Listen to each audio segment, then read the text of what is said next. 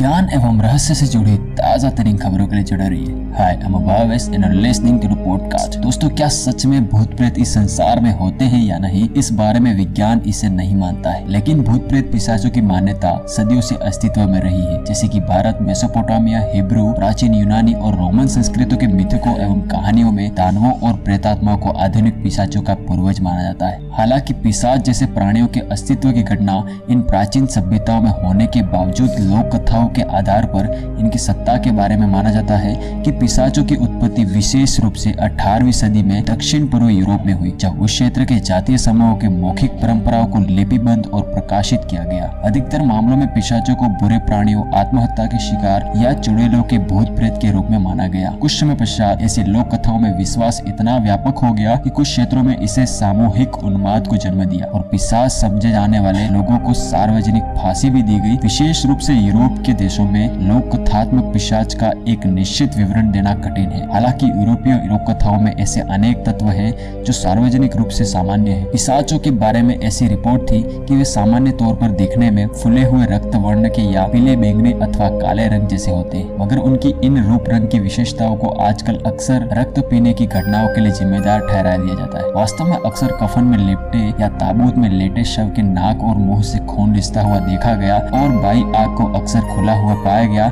यही सब चीजें आज के आधुनिक पिशाच को इस रूप में आने के लिए प्रेरित करती है। प्राचीन काल में पिशाच की पहचान के लिए अनेक व्यापक धर्मानुष्ठान आयोजित किए जाते थे। इसमें पिशाच के कब्र की पहचान करने का एक ही तरीका था कि एक कुंवारे लड़के को एक कुंवारी घोड़ी पर बिठाकर किसी कब्र का या गिरजाघर की जमीन से होकर गुजारा जाता था। घोड़ा अगर कब्र के पास भंगीना में अड़ गया तो समझ लिया जाता था कि कब्र में पिशाच है। आमतौर पर एक काले घोड़े का उपयोग में लाया जाता था। हालांकि अल्बानिया में इसका सफेद होना जरूरी था। किसी कब्र के ऊपर मिट्टी में अगर कोई सुराख दिखाई देती थी तो उसे पिशाची के होने का चिन्ह मान लिया जाता था। जिन शवों को पिशाच समझ लिया जाता था वे आमतौर पर अपेक्षा से अधिक स्वस्थ और गोल मटोल दिखते थे और उनमें सड़न का कोई नामो निशान भी नहीं दिखाई देता था। कुछ मामलों में जब संदेहास्पद कब्रें खोली जाती थी तो ग्रामीणों के विवरण के अनुसार शवों के पूरे चेहरे पर किसी शरीर के ताजे खून पाए जाते थे। मवेशियों, भेड़ों, रिश्तेदारों या पड़ोसियों की मौत यह प्रमाणित करती थी कि पिशाच किसी निश्चित इलाके में ही सक्रिय रहते थे। लोक कथाओं के पिशाच छोटे मोटे भूता कार्यों के जरिए अपनी मौजूदगी का एहसास दिला सकते थे, जैसे कि छतों पर पत्थर फेंकना, घर के सामानों को अस्त व्यस्त कर देना और सोते हुए लोगों पर दबाव डालना। दोस्तों, हमारी वीडियो कैसे लगी कमेंट बॉक्स में कमेंट करके जरूर बताइए और हमारे चैनल को सब्सक्राइब करना ना भूलें।